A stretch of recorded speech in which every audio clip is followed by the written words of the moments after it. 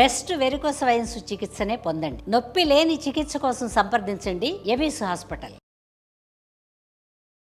నమస్తే రమగారు. నమస్తే జయ. రమగారు, పరువు హత్యలండి అడపాదడప అప్పుడప్పుడు వింటున్నాం. నిజం చెప్పాలంటే చాలా తక్కువగా వింటున్నాం. వినటం కూడా ఎట్లా జరుగుతుందంటే ఎక్కడైనా జరిగిందని వినగానే వెంటనే ఒక 4-5 వినేస్తాం. ప్రచారం వల్ల అదే అలాంటి సంఘటనలు ఎందుకో రమ్మగారు. యాక్సిడెంట్స్ కూడా చూడండి, ఒకసారి ఒక బస్సు యాక్సిడెంట్ అయింది అనుకోండి, వెంటనే ఒక 2-3 రోజులు ఎక్కువగా వింటాం. ట్రైన్ అయితే ట్రైన్, అట్లా ఏ చెడుని మనం ప్రచారంగా వింటుంటామో అది ఎక్కువ జరుగుతూ ఉంటాయి ఒక 4-5 రోజులు. అవును కదా. కానీ ఈ మధ్య కాలంలో అయితే నిజం చెప్పాలంటే పరువు హత్యలు చాలా తగ్గిపోయినాయి. కాలం మారిపోయింది, అది సంతోషం. అయితే పూర్వకాలం కూడా ఇలాంటివి ఉండేవా? అసలు పరువు హత్య అనే ఇష్యూ ఉండేదా? ఎందుకంటే అప్పుడు మ్యారేజెస్ కూడా ఎక్కువ కదా. అవును. ఇప్పుడు మన కథల్లో నాకు అప్పుడప్పుడు పర్సనల్ గా గుర్తొచ్చిన పిల్లలు ఎక్కువ, పెళ్లిళ్ళు ఎక్కువ. సో ఇలాంటి పరువు హత్యలు, ఇలాంటి ఇష్యూస్ ఉండేవా? బయటకు వచ్చేవా? ఉండేవి. కొన్నిటికి ప్రచారం లభించేది, కొన్నిటికి లభించేది కాదు జయ. మేము స్కూల్లో ఉన్నప్పుడు, స్కూల్ అంటే 80s అనుకో, ఎర్లీ 80sలో బందర్లోనే ఒక విచిత్రమైన ఘటన. 2 వేరు జాతులు అమ్మాయి అబ్బాయి వెళ్ళిపోయారు. నాకు ఇంక ఏ వివరాలు తెలీదు, ఇవే జ్ఞాపకం నాకు. అమ్మాయి అబ్బాయి వెళ్ళిపోతే అమ్మాయి పేరెంట్స్ ఆ అబ్బాయి వాళ్ళ ఇంట్లో ఆడవాళ్ళకి చెవులు కోసేశారు జయ. అయ్యో. అబ్బాయి వెళ్ళిపోయాడు. వీళ్ళేం చేస్తారు? ఇలాంటి వెళ్ళిపోయిన వాడిని పట్టుకోవాలా, వాడిని ఎప్పుడో పట్టుకుని ఉండుంటారు. తర్వాత అతన్ని ఏం చేశారో నాకు తెలీదు. కానీ మేము స్కూల్లో ఉన్నప్పుడు మాత్రం, ఇది నేను బాగా 10th క్లాస్ పిల్లని కాదు, పెద్దదాన్ని కాదు, చిన్నపిల్ల, కొంచెం చిన్నపిల్లనే, 6th 7th క్లాసుల్లోనే అలా జరిగింది. అమ్మాయి అబ్బాయి వెళ్ళిపోయారు, ఎక్కడ వాళ్ళు. అతను బహుశా వేరే కులమో చిన్న కులమో ఏదో. అమ్మాయి తాలూకు వాళ్ళు చాలా మంచి గ్రాండియర్ ఇవి ఉన్నవాళ్ళు. పిల్లల్ని వదిలిపెట్టి ఆ పేరెంట్స్ని, ఆ ఇంట్లో ఆడవాళ్ళ చెవులు కోసేసిన ఘటన అప్పుడు చాలా హడావిడిగా ఉండేది ఊరంతా. తర్వాత ఎప్పుడో చల్లబడిపోయింది. కానీ అట్లా జరిగేవి. ఈ కులాల్లో వేర్వేరు కులాల వాళ్ళు పెళ్ళిళ్ళు చేసుకుంటే వీళ్ళలో డబ్బు గల వాళ్ళు ఎవరో వాళ్ళు రెండో వాళ్ళ మీదకి తిరిగేవాళ్ళు. ఇవి ప్రపంచానికి తెలిసేలాగా చెదురుమదురుగా ఎక్కడో ఒక చోట జరిగేదా, నిశ్శబ్దంగా చేసేసేవాళ్ళు. పిల్లల్ని చంపేసేవాళ్ళు, ఆడపిల్లల్ని. వీళ్ళ ఇళ్లలోనే, వీళ్ళ వల్ల, ఆడపిల్ల వల్ల తమ పరుగు పోతుందని పిల్లల్ని వదిలేయటము, చంపేయటము, పరమ నిశ్శబ్దంగా. అప్పుడు పోలీసులు ఇంత వ్యవహారాలు అవి ఉండేవి కాదు కదా. అసలు గుట్టు చప్పుడు కాకుండా చేసేసేవాళ్ళు. ఆ భయానికి ఆడపిల్లలు లొంగుండేవాళ్ళు. ఇప్పుడు ఒక మన జాతుల్లో, మన తెలుగు రాష్ట్రాల్లోనే కాదయ్య, ఇది మొత్తం ఇండియాలో అన్ని భాగాల్లోనూ ఈ కుల మతాల వ్యత్యాసము, హెచ్చుతగ్గులు, ఆర్థిక బలము, అంగబలము ఉన్న వాళ్ళ ఐడియాలజీ వేరేగా ఉండేది. ఇదే కాకుండా అసలు డబ్బుకి వ్యవహారం ఏమీ లేకుండా కూడా చిన్న మామూలు కుటుంబాల్లో కూడా నలుగురిలో మాట పోయిందని పిల్లల్ని చంపేసేవాళ్ళు. లేకపోతే తమ పిల్లల నుంచి అవతల వాళ్ళు, రెండో వాళ్ళని చంపేయటం మనం అదేగా చూసాం. అవునవును. తమ కూతుళ్ళని ఏం చేయరు, మగ పిల్లల్ని చేస్తారు వీళ్ళ డబ్బులతోటి. అవును. ఇప్పుడు ఒకటి చంపేసావు అనుకో, పోని ఏదో చేసావు, ఆ అబ్బాయితోటి తిరిగిన నీ కూతురు అతనితో కాపురం చేసింది, అతనితో సంతానం కన్నది, అసలు దాన్ని తీయగలవా? ఏమిటి నువ్వు చేసింది? ఆ కాపురం చేసిన కుర్రవాడిని చంపుతావు. ఈ కళంకము అని నువ్వు భావిస్తూ ఉంటే, ఒకళ్ళదేమీ కళంకం కాదు అని భావిస్తుంటే, ఆ కళంకిత అయిన కన్యాకుమారి మన దగ్గరే ఉంటుంది. అమ్మాయి మన దగ్గరే. అమ్మాయి జీవించి ఉండగా ఈ రెండో వాడిని చంపేయటం వల్ల ప్రయోజనం ఏ రకంగా వీళ్ళకి లభిస్తుందో మనకి ఎప్పటికీ అర్థం కాదు. నలుగురు అంట మెచ్చుకుంటారు, ఆహాహా నీ కూతురు జోలికి వచ్చిన వాడిని చంపేసి. కూతురు జోలికి వచ్చినప్పుడే చంపేస్తే ఓ రకం, అలాగది పిల్ల కాపరాలు కూడా చేసినాక, వాళ్ళ ఇంటికి వెళ్ళి ఉన్నాక. ఇప్పుడు పబ్లిక్ డొమైన్లలో పెట్టడం ఎక్కువైపోయింది కదా. ప్రపంచం అంతా తెలియజేసేస్తారు, పోలీస్ స్టేషన్లకు వెళ్ళిపోతారు, ఫేస్బుక్లో పెట్టేస్తారు, ఫోటోలు తీసుకుంటారు గందరగోళంగా. అందరి ఇళ్లలోనూ మన వాళ్ళ ఫోటోలు ఉంటాయి. ఇప్పుడు నువ్వు చంపేస్తే ఏమిటి? మీనింగ్లెస్ కదా. నీ జీవితం వృధా, వాళ్ళ జీవితం వృధా, అవతల వాళ్ళ కుటుంబం ఇది. నువ్వు సాధించిన ప్రయోజనం ఏదైనా ఉందా? ఇదివరకట్లాగా మీసాలు మెలేసి రాచపీనగా ఒంటరిగా పోదు ఇలాంటి మాటలు చెప్పుకోవడానికి, సామెతలు ఉన్నాయని అవి చెప్పుకోవడానికి ఇప్పుడు అవకాశం లేదు. కాలం అది అసలు కానే కాదు కదా. కానీ ఇప్పటికీ కూడా మనం నార్త్ ఇండియాలో కూడా అప్పుడప్పుడు పేపర్లలో చూస్తూ ఉంటాం ఈ పరువు హత్యలు, ప్రేమ కోసం హత్యలు. ఎప్పుడో చదివిన కథ జయ. కళ్యాణ సుందరి జగన్నాథ్ అని ఒక రైటరు, చాలా పెద్దవారు. నాకు గుర్తుండి 2000 దశకంలో మొదట్లోనే వారు స్వర్గస్థులు ఉంటారు కళ్యాణ సుందరి గారు. అలరాస పుట్టిళ్ళు పేరుతోటి ఒక బుక్ ప్రింట్ చేశారు. ఆవిడ కథలు అక్కడక్కడ చదివాము. ఆ అలరాస పుట్టిళ్ళు మళ్ళీ మొన్న నేను బుక్ ఫెయిర్లో కొనుక్కున్నాను. ఆ పుస్తకం నా దగ్గర ఉండాలి, మిస్ అయిపోయిందని. అందులో ఒక కథ చాలా నచ్చుతుంది. నచ్చటం అంటే గుర్తొస్తూ ఉంటుంది అనమాట. కథ ఇష్టం అని కాదు, అది ఆవిడ కథ రాసే విధానం బాగుంటుంది. ఒక పల్లెటూరుని, ఒక రకరకాల విషయాలని టచ్ చేస్తూ తీసుకెళ్తారు. అందులో ఆవిడ అలరాస పుట్టిళ్ళు కథే ఇది. ఒక రాజుగారి అమ్మాయి, ఒక రాజుల కుటుంబం. ముందు 4-5 అన్నదమ్ములు, ఒక ఆడపిల్ల పుట్టాక తల్లి గతిస్తే తండ్రి ఇంకో వివాహం చేసుకున్నారు. అప్పుడు జరిగేదేగా. తర్వాత చెల్లెళ్ళు కూడా ఉన్నారు. ఓకే. ఈ మొదట చెల్లెలు అమ్మాయి గురించిన కథ రాస్తారనమాట. ఇది ఎవరు ఎలా రాస్తారు ఆ స్టోరీ? ఎవరికైనా పుస్తకం దొరికితే అలరాస పుట్టిళ్ళు పేరుతోటి కళ్యాణ సుందరి జగన్నాథ్ గారు రాసిన ఈ పుస్తకం కొనుక్కోండి. ఈ బుక్ ఇలాంటి కథలు, తెలుగు కథలు చదవాలన్న ఆసక్తి ఉన్న ప్రతి వారి దగ్గర ఉండవలసిన పుస్తకం అది. తప్పకుండా ఉండవలసిన కథలు కూడా 62లో రాయబడింది జయ ఈ కథ. మీరు బుక్ తెచ్చినట్లున్నారు, ఒకసారి చూపిస్తారా మనం ప్రేక్షకులకి? కొత్తగా కొన్నాను కదా. అవునవును. అలరాస పుట్టిల్లు అంటే ఏంటి అమ్మగారు? అలరాస అంటే ఏంటి? అలా రాజుగారి లోగిళ్ళు అని. రాస అంటే అలరాస అంటే ఆనాటి రాజులు అని. ఇదే పుస్తకం. ఇది పాత బుక్ ఉండేది నా దగ్గర. ఎప్పుడో నేను 2005లోనో 7లోనో కొనుక్కున్నా ఒక పుస్తకం. అప్పుడు కూడా బుక్ ఫెయిర్లోనే. ఎవరెవరికో వాళ్ళకి వీళ్ళకి పుస్తకాలు ఇచ్చేస్తూ ఉంటాను. కొన్ని అలా వెళ్ళిపోయినాయి. నేను ఎప్పటి నుంచో ఈ పుస్తకం మళ్ళీ కొనుక్కుని పెట్టుకోవాలి అని అనుకుంటున్నా. ఇదొకటి పుల్లంపేట జరీచీర శ్రీపాద సుబ్రహ్మణ్య శాస్త్రి గారిది. అది లాస్ట్ ఇయర్ కొన్నా. దీంతో పాటుగా 12 బోయ కొట్టములు అనేటువంటి అదొక పుస్తకం. అవి కొన్ని ప్రత్యేకంగా ఉంచుకోవాలి, అప్పుడప్పుడు చదవడానికి బాగుంటాయి. ఇట్లు మీ విధేయుడు చెప్పాయి కదా నేను, బారాగోపాటి రామ్ గోపాలం గారిది. దాంట్లో ఇదిగో పుస్తకం చూపిస్తున్నా కదా మీరు. ఎక్కడ పంజరం నుంచి ఎగిరిపోతున్న ఒక పక్షి కనిపిస్తూ ఉంటుంది.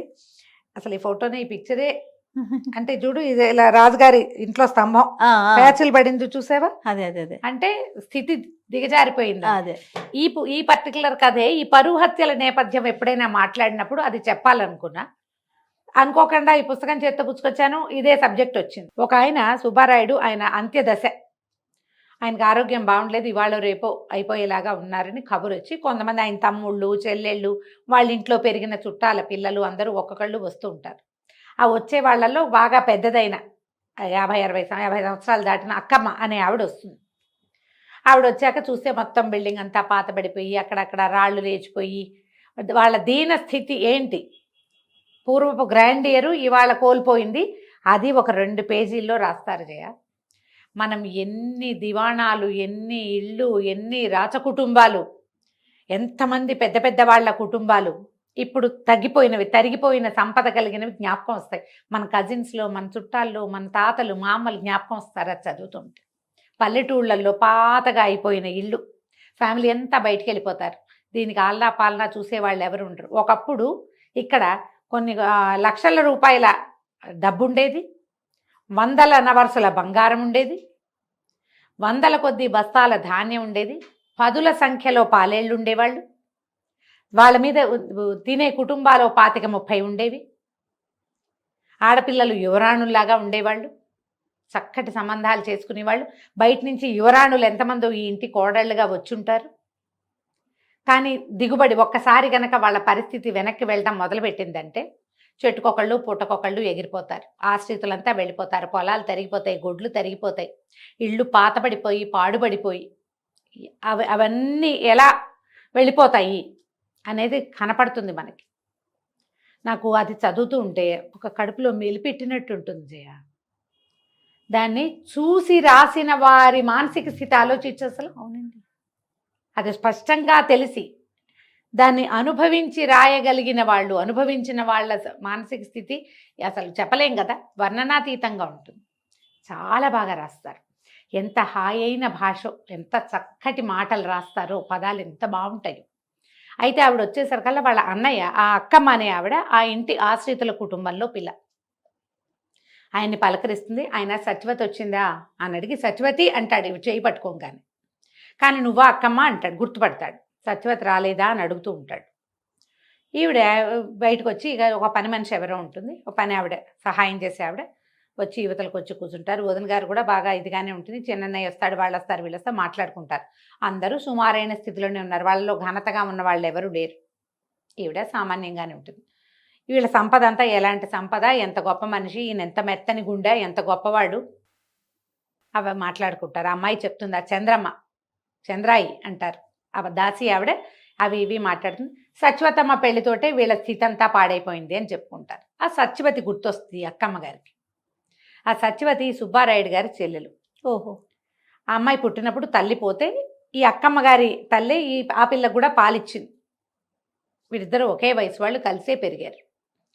అయితే ఆ సత్యవతి గారికి పెళ్ళైపోతుంది, సత్యవతమ్మ అనే అమ్మాయికి.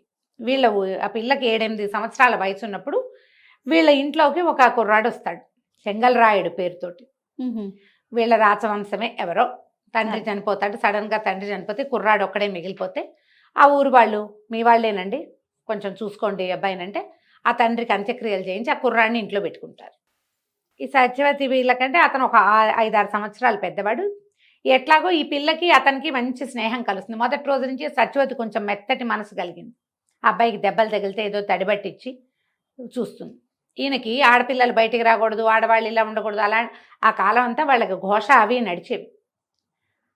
ఇప్పుడు ఒక 100 సంవత్సరాలు 150 సంవత్సరాల క్రితం రాచ కుటుంబాల్లో మర్యాదలు ఎట్లా ఉండేవి, మగవాళ్ళు ఎలా ఉండేవాళ్ళు, ఆడపిల్లలకి ఏ రకమైన అద్దు ఆపు ఉండేది, అవి కనపడుతూ ఉంటాయి. ఈ చెంగల్రాయుడు ఈ పిల్ల కోసం పువ్వులు తెస్తాడు. ఎక్కడో చిలక పిల్ల కనపడితే ఆ చిలకను తెచ్చి ఈ పిల్లకి అప్పచెప్తాడు. చిలకను పెంచుతుంది.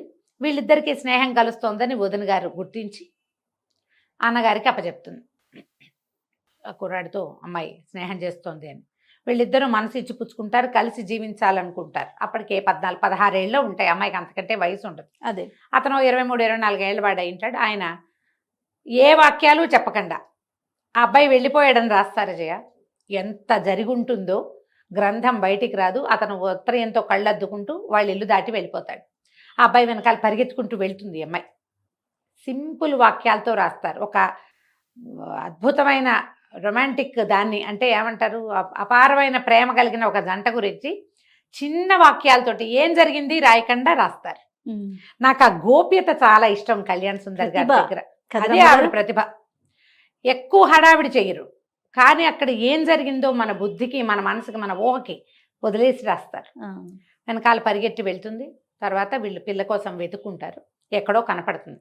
ఆ అమ్మాయి చేతిలో ఒక ఉత్తరీయం, తడిసిపోయిన ఉత్తరీయం ఉంటుంది. అది చెంగల్రాయుడిది.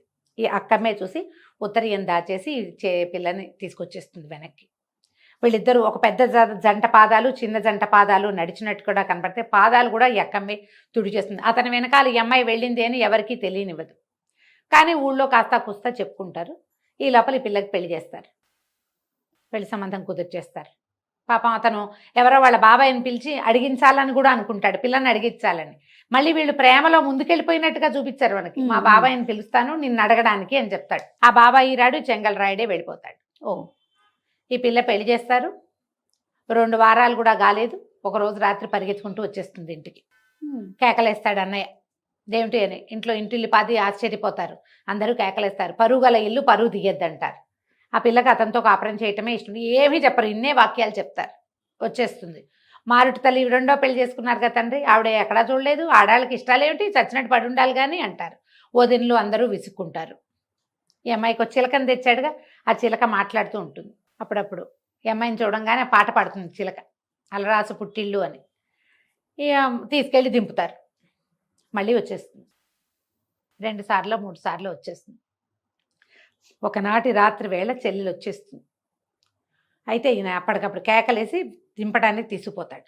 వదినంటుంది, ఇప్పుడు వద్దండి, చీకటి వేళ, రేపు పొద్దున్న దింపుతానంటే, కాదు ఇది వచ్చేసినట్టు వాళ్ళకి తెలియకూడదని చెల్లెల్ని వెంబడి పెట్టుకుని తీసుకెళ్తాడు. తెల్లవారేసరికల్లా మీ అమ్మాయి ఎక్కడుంది, మీ ఇంటికి వచ్చిందా అని వాళ్ళ దగ్గరికి వార్త వస్తుంది. నేను వాళ్ళ వాకిట్లో దింపానంటాడు అన్నయ్య. వాకిట్లో నుంచి చెల్లెలు ఎక్కడికో వెళ్ళిపోయిందంటారు. తోటలు దొడ్లు అవి నూతులు గాలించారు, ఎక్కడా ఆమె శవం దొరకలేదు. అమ్మాయే మాయమైపోయిందని చెప్పుకుంటారు. ఈ లోపల ఈ అక్కమ్మ మరిది రంగూన్లో చెంగల్రాయుడు కనపడ్డాడని వార్త తెస్తాడు. ముందే వచ్చింది వార్త. బహుశా ఈ అమ్మాయి అతనితో వెళ్ళిపోయి అలా ఏవో చెప్పుకుంటారు. ఏం చెప్పుకున్నారో ఎవరికీ తెలీదు. వీళ్ళు పరువు పోయింది అనుకుంటారు. క్రమంగా వీళ్ళ సంపద అంతా తగ్గిపోయింది. సుబ్బారాయుడు నిశ్శబ్దంగా అయిపోయాడు. చెల్లెలు కనబడడం మానేసిన తర్వాత అతను కామ్గా అయిపోయాడు. తండ్రి దిగులు పడి 3-4 నెలల్లో చాలించుకున్నాడు. ఎట్లాగోట్లా మారుటు తల్లికి పుట్టిన 3-4 చెల్లెళ్ళకి ఏదో చిన్న పొన్న సంబంధాలు చూసి చేశారు. తమ్ముళ్ళు కూడా క్రమంగా ఈ ఆస్తి అంతా తరిగిపోయింది. గొడ్లు ఒకటొకటి ఇదైపోయినాయి. ఆ రాస్తారు ఒకటి కారెద్దు, ఒక కారు దున్నపోతుంది వాళ్ళ దగ్గర. ఈయన్ని చూస్తే చాలు పగ. ఆ సుబ్బారాయుడిని చూసేసరికల్లా అది ఒప్పుకోదు. అది విచిత్రంగా ఎవ్వరికీ లొంగని ఆ దున్న చెంగల్రాయుడికి లొంగేది. అతను వెళ్ళిపోయాక ఈయన మీద పగబట్టేసింది అది. ఈయన చూస్తే చాలు రంకేయటం, కాలు దువ్వటం, మీదకి దూకేస్తానన్నట్టుగా ప్రవర్తించేది. అతను ఉండగా అతనితోటి బాగా ఉండేది. ఆయన వెళ్ళాక ఇది వింటలేదండి మాట అంటారు. ఊరుకుంటాడు. ఈయన పంపించేశాడు. ఎలా పంపించాడు అనేది ఒక్క వాక్యం రాయారు జయ. అసలు ఆవిడ ప్రతిభ ఏమిటో కానీ మనకి ఆ లోపల జరిగినది ఆ మెలిపెట్టే నొప్పి పాఠకుడికి తెలుస్తుంది. మనం ఫీల్ అవుతాం. అది అదేలేండి, వాక్యాల్లో ఉండదు. వాక్యం రాయరు.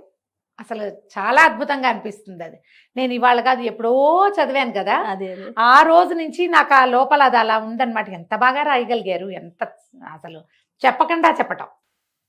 ఈ చిలకని తెచ్చారా, చిలక కూడా అలాగే ఉండిపోతుంది. తిండి తింటాం మానేసి ఏం పెట్టినా తిందు. తర్వాత ఒకరోజు ఆ చిలక కాస్త అయిపోతుంది. జరిగిపోయింది. తర్వాత ఎవరి దారిని వాళ్ళ ఇళ్లలో అన్నదమ్ములందరూ వెళ్ళిపోయారు. ఆ సుబ్బారాయుడు మాత్రం ఆ పెద్దవాడైపోయాడు. భార్య, ఆయన, పిల్లలు కూడా లెక్కలు వచ్చి ఎవరి దారిని వాళ్ళు వెళ్ళిపోయారు. అందరికీ మనవలు ఇనవలు పుట్టేశారు. ఒక్కొక్కళ్ళు చేరారు. ఈ కథ ఈవిడికి జ్ఞాపకం వస్తుంది అక్కమ్మకి. ఏమైపోయిందో సత్యవతి. కొన్నాళ్ళకి చెంగల్రాయుడికి జ్వరం వచ్చి అనారోగ్యంతో పోయాడని కబురు కూడా వచ్చింది. మరి సత్యవతి ఏమైంది భగవంతుడికి తెలుసు. కథ నడిచిపోతుంది. అందరూ చుట్టాలు చేరతారు. అమ్మ ఇంకేముంది అయ్యగారు అయిపోయారు అన్నారు. అందరూ వెళ్ళారు. వెళ్ళేసరికల్లా మళ్ళీ అక్కమ్మ మళ్ళీ ఆయన దగ్గరికి వెళ్తుంది. సత్యవతి వచ్చిందా అని అడిగాడు చేయించుకుని. వస్తుందన్నయ్య అనేది. ఇంకేం వస్తుంది సత్యవతి, నేనే తోసేసా గోన్లేరులోకి అని చెప్పాడు. ఆ రోజున బల్లకట్టుకి కన్నడు లేడు, బల్లకట్టు కట్టేవాడు లేడు. నేనే బల్లకట్టు వేశా. బల్లకట్టు మీద కూర్చున్న చెల్లెల్ని గోనెరేరులోకి తోసేశాడు ఆయన. పరువు తీసేసింది చెల్లెలని. నదిలోకి రమ్మగారు ఏరు వెళ్ళిపోయి ఉంటుంది. ఏ సముద్రంలో కలిసిపోయిందో ఆ చెల్లెలు. ఒక్క వాక్యంలో చెప్తారు జయ. ఈ కథ అంతా నడుస్తుందా మనకి మొదటి నుంచి. ఈ సత్యవతి ఏమైందా అనిపిస్తూ ఉంటుంది. కథ సగం గడిచేసరికల్లా సత్యవతి లేదు, మాయమైంది. ఏమైంది సత్యవతి? ఆయన సత్యవతి అని కలవరిస్తాడు. ఆయనకు తెలుసు ఆ చెల్లెల్ని చంపేసిన దుఃఖం నుంచి బయటపడలేదు. ఆయన పోతున్నాడు. ఎప్పుడైతే ఆ పిల్లని చేసేసాడో వీళ్ళ సంపద అంతా తరిగిపోవటం వల్ల. సత్యవతమ్మ పెళ్ళయింది, వీళ్ళ సంపద తరిగిపోయింది. పెళ్ళవడం వల్ల కాదు. ఆ అమ్మాయి ఆ చెంగల్రాయుడి మీద మనసు పెట్టుకుని అత్తవారింట్లో కాపురం చేయటం లేదనుకుంటాడు. పరువు పోల వాళ్ళందరి ముందు దింపొచ్చానని చెప్పాడు. కానీ కాదు, ఆ గోన్లేరులోనే ఆ ఏట్లోనే చెల్లెల్ని నేనే తోసేసాను. మునిగిపోయింది. అయిపోతాడు. ఆ వాక్యం చెప్పి ఆయన చనిపోతాడు. దీపం పెడతారు. కథ అయిపోతుంది. ఎప్పుడు రాయబడింది జయ? 62లో. ఇలాంటివి ఎన్ని చెప్పని గాథలుండుంటాయో జయ. గారు ఆడపిల్లలకో మగపిల్లలకో మనసు వెళ్ళిన ప్రతి చోటకి బుద్ధి వెళ్ళదు. సాధారణంగా ఆపుకుంటారు. ఎప్పుడో ఒక పరిస్థితిలో బుద్ధి కూడా వెళ్తుంది. దాన్ని వీళ్ళు ఒప్పుకోరు. అసలు బ్రాహ్మణ కుటుంబాల్లో పిల్లల్ని తలలు చేసేసి తల కేశఖండనం చేయించి శిరోముండనం చేయించి ఇళ్లలో కూర్చోబెట్టడం, చంపేయటం. ఏమిటంటే వీళ్ళు ఇతర జాతులతోటి ఎక్కడా ఇన్వాల్వ్ అవ్వకుండా ఉంచడం. వీరేశలింగం పంతులు గారు ఒకరు మహానుభావుడు. ఆయన వచ్చాక ఈ జుట్టు తీయటం లేదు, పునర్వివాహము, విధవా వివాహాలు ఆయన అసలు వేల కొలది చేశారు. మళ్ళీ చేసుకున్న తర్వాత వాళ్ళ జీవితాలు ఎలా ఉన్నాయో కానీ ఒంటరితనము, ఈ చాకిరి, ఈ రక్తికి రంగానికి రాని పరిశ్రమ అవి లేకుండా ఉండేవి. కొంతమంది చాలా హాయిగా కూడా గడిపేవాళ్ళు. ఎప్పుడూ ఈ పరువు హత్య అనగానే ఈ కథ గుర్తొస్తూ ఉంటుంది నాకు. తండ్రులే, తల్లులు, అన్నయ్యలు. అవునండి, తల్లి రాక్షసులు కూడా ఉన్నారు జయ ఇందులో. అవునా రమ్మగారు? తల్లులు కూడా చేశారు. ఇలా జరిగేవట. ఎవరికైనా ఆసక్తి ఉండి పుస్తకాలు చదివే ఇంట్రెస్ట్ ఉన్న వాళ్ళు మీ దగ్గర కనుక ఈ అలరాస పుట్టేళ్ళు పుస్తకం లేకపోతే కొనుక్కోండి, ఉంచుకోండి, చదవండి. ఎన్ని కథలు ఉంటాయి రమ్మగారు? మొత్తం ఈ పుస్తకంలో అయితే 21 అన్ని ఉన్నాయి. ఇలాంటివేనా? పరువు హత్యలకు కాదు సంబంధించి కాదు, ఇది ఒక్కటే కథ. రకరకాలు రకరకాల కథలు. రకరకాల కథలు ఉన్నాయి. వాక్యాలు అవి బాగుంటాయి, తప్పకుండా రమ్మగారు. చదవాలి. అంటే మామూలుగా మనం చూడు రావిశాస్త్రి గారిది ఒక ప్రత్యేక బాణి, బీనాదేవి గారిది ఒక బాణి, అట్లా ప్రత్యేకమైన బాణిలో శ్రీపాద వారిది ఒకటి, శ్రీరమణ గారిది ఇంకోటి, ముళ్ళపూడి వెంకటరమణ గారిది ఇంకోటి, వంశీ గారిది ఓ రకం కదా, అవునవును. నాయనే సుబ్రహ్మణ్యం నాయుడు గారిది ఇంకో ఇంకో రకం, రకం. ఎండమూరి గారిది ఓ రకము, మల్లాది గారిది ఇంకో రకము, ఎద్దనపూడి సులోచనారాణి, మాదిరెడ్డి సులోచన గారు, వీళ్ళందరివి ఒక్కొక్కళ్ళది ఒక్కొక్క స్టైల్ కదా. అవును. ఈ కళ్యాణ సుందరి జగన్నాథ్ గారిది ఒక డిఫరెంట్ స్టైల్. నేను చెప్పా కదా, 2 వాక్యాల్లో కంప్లీట్ చేసేస్తారు. చెప్తారు, 2 వాక్యాలు అక్కడ చెప్పేది, మిగిలింది నీ బుద్ధికి వదిలిపెడతారు. రమ్మగారు, నాకు ఇంకొకటి అనిపిస్తుంది, ఎప్పుడు అడుగుదాం అనుకుంటా మిమ్మల్ని, కథలు చదవటం వల్ల ఈ భాష యొక్క ఇంపాక్ట్, ఆ పదాలు కానీ భాష కానీ మన మీద పడుతుందండి? మరి మంచి మాట్లాడేది మంచి భాష వస్తుంది కదా జయ, ఆటోమేటిక్ గా మన వాడుకలోకి అవి వస్తుంది. వచ్చేస్తాయి కదా. వస్తుంది. రాయటం మొదలు పెడితే ఈ ఇంకా ఈ బాగా భాష వస్తుంది. ఇంకా కొంచెం ఉపయోగపడుతుంది. మంచి భాష చదువుతూ ఉంటే మంచి భాష వస్తుంది. నీకు కేసీఆర్ గారి గురించి చెప్పాలి జయ. ఆ, ఇలాంటప్పుడు ప్రతిసారి నేను అనుకుంటా, ఈ రాజకీయాలు, వారు సీఎంగా ఉన్నారు, ఈ తెలంగాణ సాధించారు, ఇప్పుడు వేరే ఇవన్నీ కాదు. ఆయన ఎట్లా తెలంగాణ భాష, లోకల్ భాష మాట్లాడతారో, అసలు మామూలుగా మాట్లాడితే ఆయన పదాల ఎంపిక కానీ, అసలు ఆ అమరిక కానీ ఎంత చక్కటి భాష మాట్లాడతారు. మరి ఎంఏ తెలుగు చదువుకున్న వారి భాషా వైదుష్యం వేరేగా ఉంటుంది ఉంది కదా. కదా. అవును. ఎన్ని పుస్తకాలు చదువుంటారు? ఎంఏ చదవాలంటే ఏదో పరీక్ష చదవటం కాదు కదా జయ, చాలా చదవాలి. ముందు అవును. బిఏలో కూడా చదివి ఉండాలిగా. అవును. అన్ని పుస్తకాలు చదివి అంత భాషను తెలుసుకున్న వారి భాష, ఇప్పుడు లోకల్లో అంతా తిరిగే భాష తెలంగాణ లోకల్ లాంగ్వేజ్, అవును. ఏమనాలి దాన్ని, ఇక్కడి నుడికారం మాట్లాడినట్టే పుస్తక భాష కూడా అవును. ఎంత బాగుంటుందో వారి. ఉర్దూ కూడా మనం వింటే ప్యూర్ ఉర్దూ మాట్లాడతారు, ప్యూర్ హిందీ మాట్లాడతారు. ఆయనకు భాష మీద అంత పట్టు ఉంటుంది. అంత పట్టు. అవునండి. నీకు పదాల ఎంపిక ఎప్పుడు బాగుంటుంది, మంచి పదాలు మాట్లాడతాం, మంచి భాష.